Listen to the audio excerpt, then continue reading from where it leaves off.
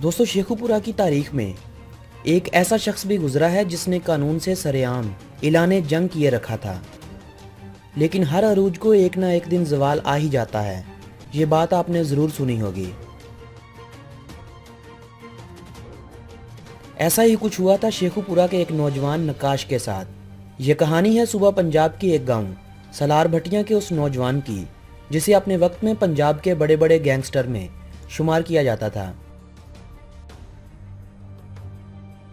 जी हाँ, वही शख्स जिसने अपनी एरिया की हदूद के बाहर ये बोर्ड लगवा रखे थे कि इस इलाके में पुलिस का दाखिला ममनू है, खिलाफ वर्जी करने वाले अपने नुकसान के जिम्मेदार खुद होंगे। कहा जाता है कि अपने वक्त में नक्काश उर्फ काशी भट्टी का अपने इलाके में इतना असर रसूख था कि पुलिस भी इसके इलाके में जाने से घबराया करती थी। सलार भटिया का शुमार पंजाब के उन इलाकों में होता है जहाँ पर असला और मंशियात फरोशी अरूज पर हुआ करती थी। सलार भटिया में शुरू होने वाले कत्लो गारत की तारीख पाकिस्तान बनने से कहीं पहले की है, जबकि इन खानदानों की दुश्मनियों में कई मासूम खानदानों के लोग भी मारे जा चुके हैं। 1990 में यहाँ के तमाम जराइम पेशा अफराद 3 बड़े ग्रोहों में तकसीम हो चुके थे, जिनमें एक था नंबरदार ग्रुप, दूसरा बाहू भट्टी ग्रुप और तीसरा अल्ताफ ग्रुप था। एक दूसरे की मुखालफत की वजह से ये तीनों ग्रुप एक दूसरे के बरसरे पेकार रहते थे। दुश्मनी और झगड़ों का यह सिलसिला वक्त गुजरने के साथ साथ बढ़ता चला गया। 2005 में इसी गांव में मुजम्मिल नामी एक शख्स का कत्ल हो गया, जिसके बाद दुश्मनी का एक नया और ना खत्म होने वाला सिलसिला शुरू हो गया और इसी के साथ ये तीनों बड़े ग्रोह 2 ग्रोहों में तकसीम हो गए। इन 2 बनने वाले ग्रुपों में एक अल्ताफ उर्फ ताफू ग्रुप और दूसरा नक्काश उर्फ काशी भट्टी ग्रुप था। यहाँ पर जराइम की शरह में इस कदर इजाफा हुआ कि इलाका मकीनों ने इस इलाके को छोड़ना शुरू कर दिया। इस इलाके में मंशियात का सबसे बड़ा धंधा काशी भट्टी ग्रुप के अफराद कर रहे थे, जबकि हुकूमत की जानब से इनके सरों की भारी कीमत भी रख दी गई थी।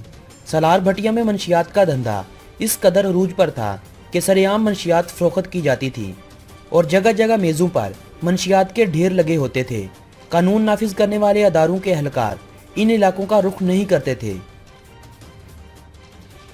गांव के मोतबर लोगों की जानब से कई दफ़ा इन दोनों ग्रोहों को मनाने की कोशिशें की गईं, जो हर बार नाकाम रहीं। काशी भट्टी ग्रुप में 30 लड़के काम करते थे। एक दफ़ा अल्ताफ और इसके साथियों को जान बचाकर गांव छोड़कर भागना पड़ा, जो कि 13 बरस तक इस इलाके में दाखिल न हो सके। इस तरह इलाके की सारी भागदौड़ काशी भट्टी ग्रुप के पास चली गई और यूं इस ग्रुप को इलाके की मोतबर सियासी शख्सियात की सरपरस्ती भी हासिल हो गई,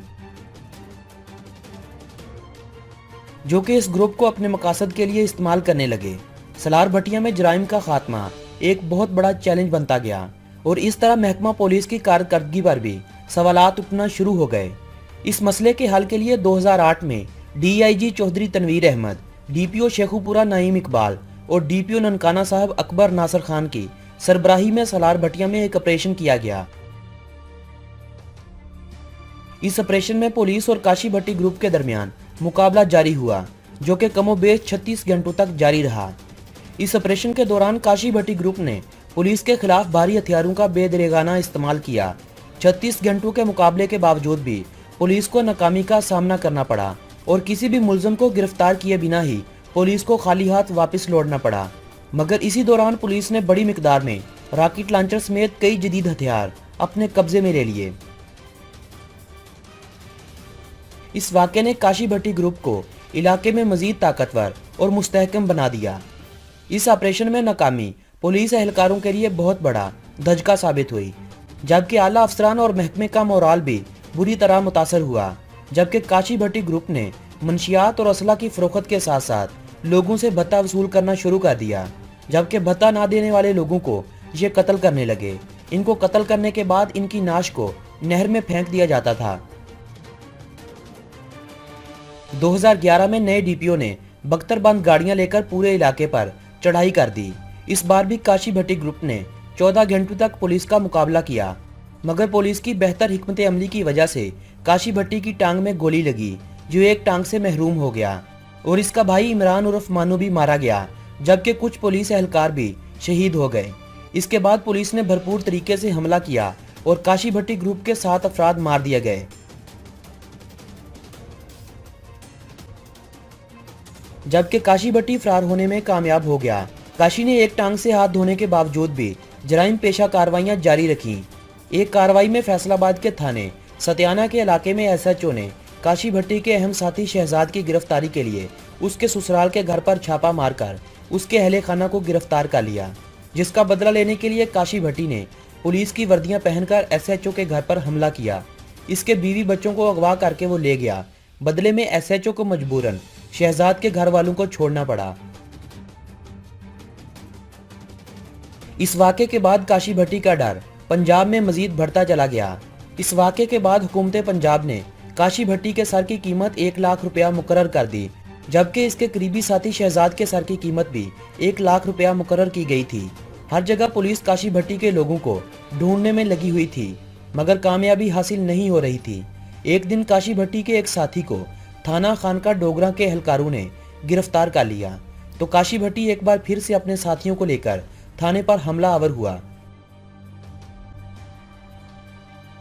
काशी भट्टी की दहशत की वजह से पुलिस एहलकार मज़ाहमत न कर पाए और वो अपने साथियों को फरार करवाने में एक बार फिर से कामयाब हो गया।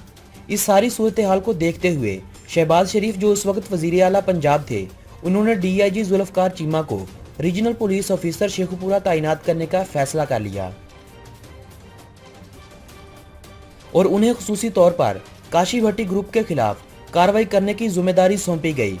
9 जून को पुलिस को इतला मिली कि काशी भट्टी अपने साथियों के साथ एक ताजर को शेखुपुरा के इलाके खानका डोगरा से अगवा करने जा रहा है। पुलिस ने मुकम्मल तैयारियों के साथ इलाके का मुहासरा कर लिया और जैसे ही काशी भट्टी और इसके साथी इस इलाके में दाखिल हुए तो पुलिस के साथ मुकाबले का आगाज हुआ। इस बार भी काशी भट्टी ग्रुप की जानब से भारी और जदीद असले का इस्तेमाल किया गया।